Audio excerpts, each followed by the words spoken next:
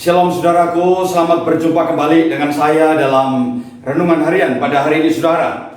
Nah saudara-saudara, pada hari ini saya akan melanjutkan pembahasan sebagaimana yang sudah saya sampaikan. Hari ini merupakan masuk sesi yang ke-6 dari kisah-kisah inspiratif.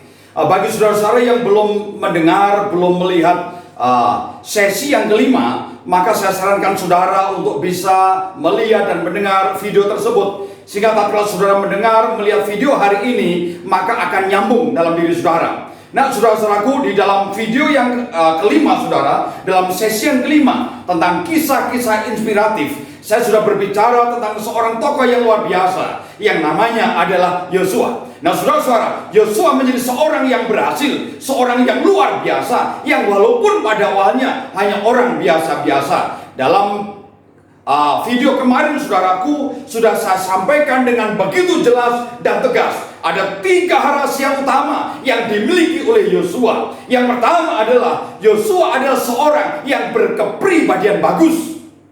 Yang kedua, Yosua adalah seorang yang berhati tulus. Dan yang ketiga, Yosua adalah seorang yang berpikiran lurus. Saudara-saudaraku dimanapun kau berada, hari ini kita akan khusus berbicara tentang pikiran yang lurus, atau hidup yang lurus, atau perbuatan yang lurus.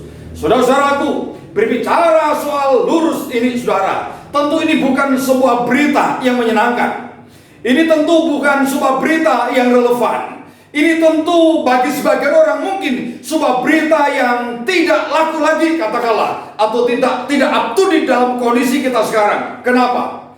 Karena zaman ini seakan-akan memaksa kita untuk hidup menjadi orang yang tidak lurus, untuk hidup menjadi orang yang tidak benar. Ini seakan-akan demikian yang kita hadapi. Nah saudara-saudaraku, ada banyak faktor, ada banyak pengaruh yang mempengaruhi hidup seseorang, sehingga hidupnya menjadi tidak lurus, pikirannya tidak lurus. Salah satu faktor adalah ada banyaknya sebuah kalimat-kalimat atau sebuah pepatah yang mendorong, yang mengajak, yang merangsang kita untuk menjadi seorang yang tidak lurus. Salah satu pepatah tersebut saudara, yaitu pepatah yang sering saya dengar. Pepatah ini saya dapatkan dari daerah saya tinggal, yaitu di Bangka. Ada pepatah Tionghoa yang mengatakan demikian saudara.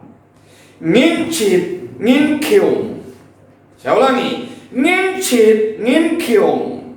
Su chit kong tong.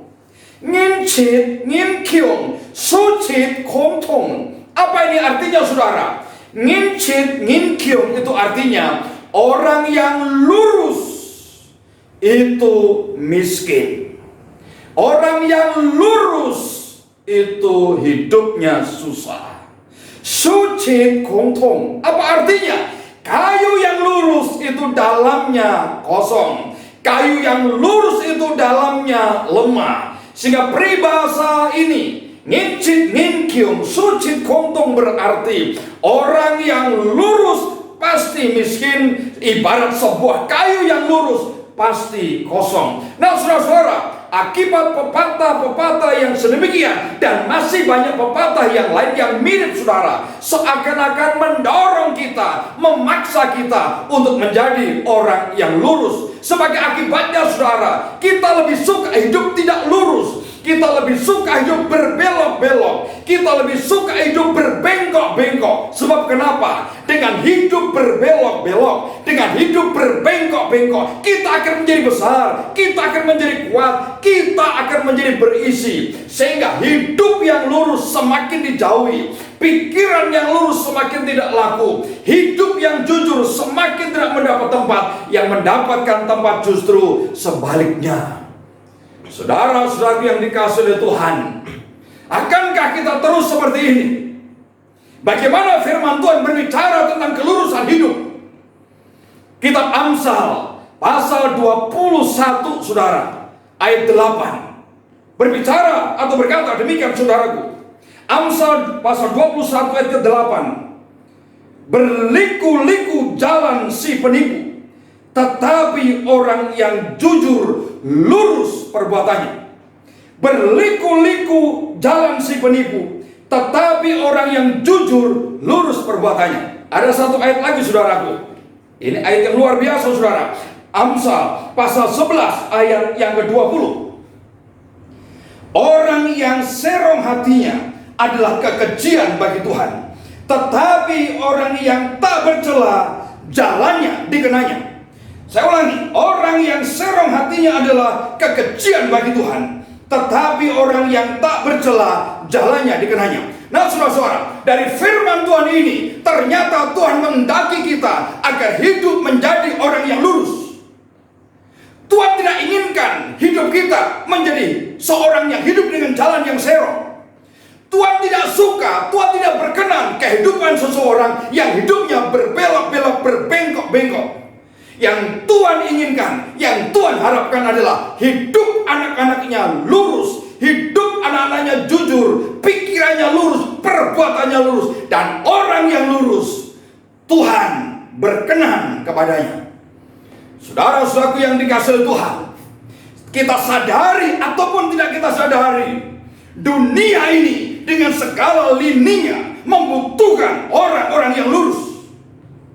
Dunia ini dengan segala problematikanya membutuhkan saya, membutuhkan saudara, orang-orang yang mau hidup lurus. Keluarga membutuhkan orang yang lurus. Pekerjaan membutuhkan orang yang lurus. Perusahaan membutuhkan orang yang lurus. Gereja membutuhkan orang yang lurus. Masyarakat membutuhkan orang-orang yang lurus. Bahkan bangsa, negara kita pun juga membutuhkan orang-orang yang lurus. Dimanapun orang yang lurus tinggal atau ditempatkan, maka orang tersebut akan berdampak besar demi kebaikan keadaan dan lingkungannya. Mengapa? Sebab Tuhan pasti bekerja memakai orang-orang lurus tersebut.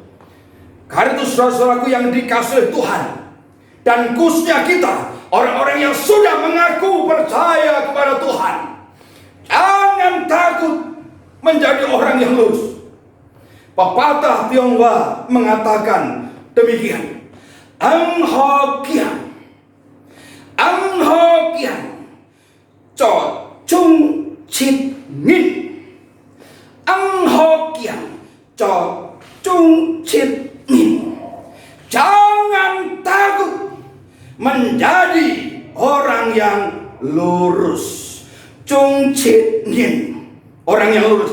Jangan takut menjadi orang yang lurus. Mengapa saudara? Mengapa kita tidak boleh takut menjadi orang yang lurus dalam hidup? Mengapa kita tidak boleh khawatir menjadi orang yang lurus dalam segala hal? Sebab di dalam Tuhan, perhatikan kalimat ini saudara, di dalam Tuhan dan hanya oleh anugerah Tuhan. Ada satu pepatah Tionghoa sebagai balasan, sebagai jawaban dari pepatah yang pertama, berkata demikian. Ngin chit jiuyung, su chit taiyung. Apa artinya saudara? Ngin chit jiuyung, su chit taiyung. Ngin chit jiuyung artinya orang yang lurus ada gunanya. Seperti su chit taiyung, kayu yang lurus banyak fungsinya. Saudaraku, coba bayangkan, jika tidak ada kayu lurus, mungkinkah pembangunan bisa berjalan dengan maksimal? Mungkinkah berbagai perabotan rumah tangga bisa terbentuk sedemikian rupa jika tidak ada kayu yang lurus?